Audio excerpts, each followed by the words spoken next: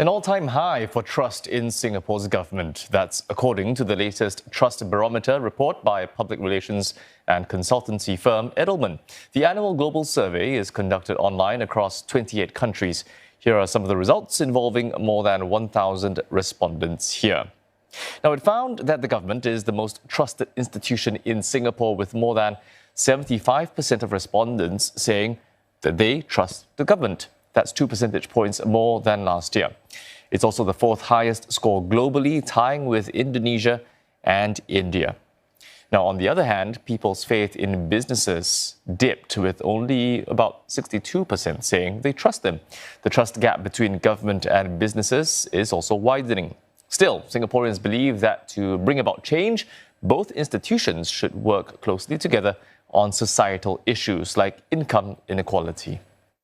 People believe that government and business working together in partnership will achieve the best results. In fact, 4 times more than if business were to work alone. And more than 1 in 2 people in Singapore believe that business can address contentious societal issues without being politicized.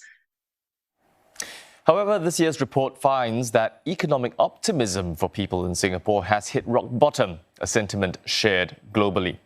Just over a third believe that they and their family will be better off in 5 years. Singapore, along with 23 out of the 28 countries surveyed, recorded all-time lows. They include the UK, Malaysia and India. Now, the fear of losing their job is top on the list of concerns for respondents in Singapore. This is followed by inflation. Job loss and being in debt are among the top problems faced by those who contacted a suicide prevention agency last year. Now, these account for almost a third of cases received by Samaritans of Singapore. A growing trend: youths below 30 who cite issues such as being in debt and having difficulties repaying loans. Let's say they lose their job, and then because of that, they end up, the girlfriend or boyfriend breaks up with them.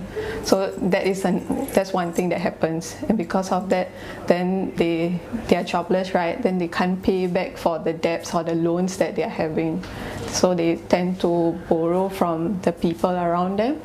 And when they are not able to give them back the money, then they feel like a burden. Then they feel like there's no point in living because I can't get the money. And it's the fact that it's not just one thing. There's a lot ripple effect to it.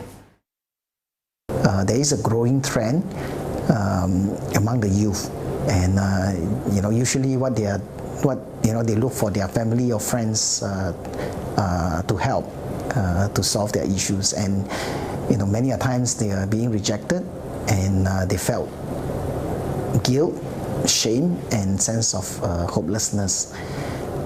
And we do see that financial issues, we do observe that it's a growing trend compared to last year. On a more positive note, the survey reveals Singapore as one of the least polarized countries. Now, polarization happens when there's distrust and deep divisions within a nation's social fabric. On this scale, Singapore stands with countries like China and Malaysia for being the least polarized. Those in the yellow portion are in danger of severe polarization. They include Japan and South Korea, while those in the red, like the US and Argentina, well, they are the most severely polarized countries. Also, a third of Singaporeans believe their country is more divided today than in the past. Still, it's a smaller percentage than the global average of more than 50%. As to what's causing these divisions, well, many Singaporeans blame hostile foreign governments as well as the rich and powerful. But when it comes to bringing people together, they rank institutional leaders and teachers as the highest unifying force. Tan Se-Hui heads down to 2 schools to find out why teachers are taking top spot. So maybe we can now take turns to share what is one thing that you really enjoy about this. It's circle time, an opportunity for students to sit with their teachers to share their thoughts on a certain topic or theme.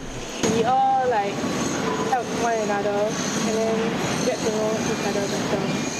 It's an initiative introduced by Presbyterian High this year to give every student an opportunity to speak up. Teachers don't just teach in the classroom, we don't just teach the subjects. We are trying to help all the children that are entrusted to us. I think at this age, when they are teenagers, they are going through a lot of things. They are forming their self, and I think it's always good when there are trusted figures around that they can talk to very comfortably. They know they are in a safe space where they can share how they feel about things without judgment. The school also has a strong parent support group. Parents help to organize activities as well as identify students who fall through the cracks. Around 120 schools offer an after-school program for such students who need close support and supervision. At Marsiling Secondary, teachers organize activities for 25 students at least twice a week. Yeah, so as you can see here, in this room, we equip ourselves with a different kind of games, in this case table soccer here, depending on the students' interests, and also we also have some musical instruments to engage those who are more musically inclined. It must be quite difficult and challenging to encourage them to continue coming for the program. How do you sustain their attention? Some of them are really facing difficult challenges at home, to the point where they lose their motivation to even come to school. Our own teachers, will come to this room knowing that their students are here, to engage them personally, have informal dialogues, build relationship. And actually, it is the relationship and trust that we have built over time that allow us to continue to engage the students. There's also a creative outlet to express their ideas. If you look at this beautiful murals, it's done up by the 25 students at the after-school program. And if you look at this, it's expressive and it's very creative. That's because they get to decide what they want to paint and what kind of themes they want to paint every school holiday. And you can see right here, people are wearing masks and they're thinking about nationhood as well as resilience. And so the school really wants to build this sense of belonging and ownership among the students.